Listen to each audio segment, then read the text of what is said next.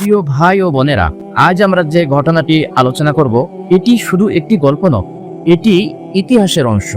এটি কুরআনুল কারিমে ইঙ্গিতকৃত এবং হাদিসে বিস্তারিতভাবে বর্ণিত একটি ঘটনা। এটি এমন একটি কাহিনী যা একদিকে যেমন রোমাঞ্চকর, অন্যদিকে তেমনই শিক্ষণীয় একটি ঘটনা। এটি যুবক, রাজা, জাদুকর, সন্ন্যাসী, ঈমান ও কুফুরের দ্বন্দ্ব, ধৈর্য ও তাওয়াক্কুল এবং অবশেষে শাহাদাত ও বিজয়ের এক অনন্য দৃষ্টান্ত। আজকের লেকচারে আমরা ধাপে ধাপে এই ঘটনাটি জানব। তো চলুন বেশি কথা না বাড়িয়ে আজকের মূল গল্পের ভিতরে আমরা প্রবেশ করি। এক সময় এক রাজা ছিল। সে রাজা ছিল অত্যাচারী, ক্ষমতার লোভে অন্ধ। তার লক্ষ্য ছিল মানুষ যেন তার ক্ষমতাকে মেনে নেয়, যেন কেউ আল্লাহকে না ডাকে। সে চাইতো তার প্রজারা জাদুবিদ্যা ও মিথ্যা কুসংস্কারে আটকে থাকুক আর সত্যকে চিনতে না পারে। রাজ্যের ভিতরে একজন বিখ্যাত জাদুকর ছিল। রাজা মানুষের চোখ ধাঁধানো, কাজ দেখাতে ও বিভ্রান্ত করতে এই জাদুকরকে ব্যবহার করত। কিন্তু জাদুকর বিদ্ধ হয়ে পড়ল। সে রাজার কাছে গিয়ে বলল, রাজা, আমি তো বুড়ো হয়ে গেছি। আমার মৃত্যুর পরে কে তোমার রাজ্যে এই জাদুবিদ্যা চালিয়ে যাবে? আমাকে একজন তরুণ দাও, আমি তাকে শিক্ষা দেব। রাজা রাজ্যের লোকজনকে ডাকলো। এক তরুণ, বুদ্ধিমান ও সাহসী যুবককে পাঠানো হলো জাদুকরের কাছে। কখনো কখনো আল্লাহ শয়তানের পরিকল্পনাকে মানুষের জন্য শিক্ষা ও ইমানের পথ বানিয়ে দেন।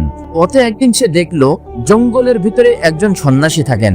সন্ন্যাসী ছিলেন আল্লাহর এক ইবাদতকারী। তিনি যুবককে জ্ঞান দিতেন, তাকে সত্যের দাওয়াত দিতেন।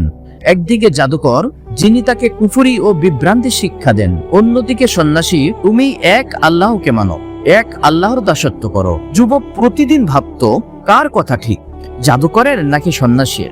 ধীরে ধীরে যুবকের মন ঝুঁকতে লাগলো সন্ন্যাসীর দিকে। সে বুঝলো সত্যের আলো অন্ধকার ভেদ করে। একদিন যুবক রাস্তা দিয়ে হাঁটছিল। হঠাৎ দেখলো বিশাল এক জন্তু রাস্তার মাঝখানে দাঁড়িয়ে আছে। মানুষ ভয়ে রাস্তা পার হতে পারছে না। যুবকের মনে প্রশ্ন এলো, আজ আমি জেনে নেব কার শিক্ষা সত্য। সে একটি পাথর হাতে নিল, বলল, হে আল্লাহ, যদি সন্ন্যাসীর শিক্ষা সত্য হয় তবে এই পাথর দিয়ে জন্তুটিকে মেরে ফেলো। তারপরে এসে ছুঁড়ে মারলো। আরে আশ্চর্য, জন্তুটি মরে গেল। মানুষ বিস্মিত হলো। যুবক বুঝলো সত্য একটাই, আল্লাহর শক্তি। সে আরো দৃঢ় হলো। কখনো কখনো আল্লাহ আমাদের জীবনে এমন পরীক্ষা দেন যার মাধ্যমে আমরা সত্য চিনতে পারি। এরপর থেকে যুবকের হাতে আল্লাহ অদ্ভুত ক্ষমতা দিলেন। সে আল্লাহর ইচ্ছায় অন্ধকে দৃষ্টি দিত, পঙ্গুকে হাঁটাতো, অসুস্থকে আরোগ্য দিত। মানুষ দলে দলে তার কাছে আসতে লাগলো। অনেকেই শুধু চিকিৎসা নয়, বরং আল্লাহর দিকে ফিরে আসতে শুরু করলো। যুবক বলতো, আমি কাউকে আরোগ্য দিই না, আরোগ্য দান একমাত্র আল্লাহ। দুনিয়ার প্রতিটি কাজ আল্লাহর হাতে। চিকিৎসক, ঔষধ, শক্তি সব আল্লাহর দান। এই খবর রাজা শুনলো। সে রেগে গেল। যুবককে ডেকে বলল, তুমি কি আমার অনুমতি ছাড়া এসব কাজ করছো? যুবক উত্তর দিল, আমি কিছুই করি না, সবই আল্লাহ করেন। রাজা গর্জে উঠল, তাহলে তুমি আমার বদলে অন্য কাউকে রব মানছো? যুবক দৃঢ় কণ্ঠে বলল, আমার রব একমাত্র আল্লাহ। এই উত্তর শুনে রাজা খুব রাগান্বিত হলো। তার অহংকারে আঘাত লাগলো। সত্য কখনো গোপন থাকে না। সাহসী মানুষ সত্য কথাই বলে, ফল যাই হোক না কেন। রাজা সৈন্যদের নির্দেশ দিল, যুবককে পাহাড়ের চূড়ায় নিয়ে যাও। যদি সে মত না বদলায় তাহলে ফেলে দিও। সৈন্যরা তাকে নিয়ে গেল। পাহাড়ের চূড়ায় দাঁড়িয়ে যুবক দোয়া করলো, হে আল্লাহ, তুমি যেভাবে চাও সেভাবেই আমাকে বাঁচাও। যুবকটি পাহাড়ে দাঁড়িয়ে একটি দোয়া করলো।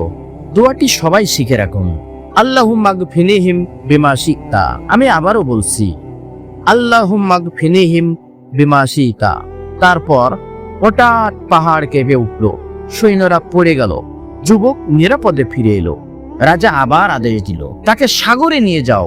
যদি সে মত না বদলায় তাকে ডুবিয়ে দাও। সৈন্যরা নৌকায় নিল। যুবক দোয়া করলো, হে আল্লাহ, আমাকে এদের হাত থেকে রক্ষা করো। হঠাৎ নৌকা উল্টে গেল। সৈন্যরা ডুবে মরল। যুবক আবার বেঁচে গেল। জীবন ও মৃত্যু আল্লাহর হাতে। কেউ কারোর ক্ষতি করতে পারে না যদি আল্লাহ না চান। যুবক রাজার কাছে ফিরে এলো। রাজা বিস্মিত হয়ে জিজ্ঞাসা করলো, তুমি বারবার কিভাবে বেঁচে যাচ্ছ?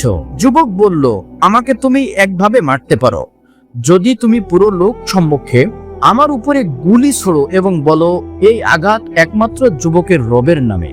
রাজা লোভী হলো।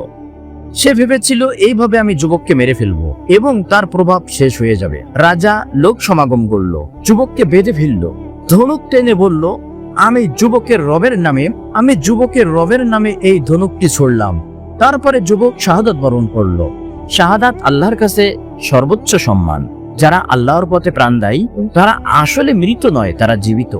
যুবকের মৃত্যু দেখে পুরো জাতি চিৎকার করে উঠল, আমরা যুবকের রবের প্রতি ঈমান আনলাম। রাজা হতবাক, সে তো ভেবেছিল যুবকের মৃত্যুতে প্রভাব শেষ হবে, কিন্তু আল্লাহর পরিকল্পনা অন্যরকম। যুবকের শাহাদাতে পুরো জাতি ঈমান পেল। সত্যকে থামানো যায় না।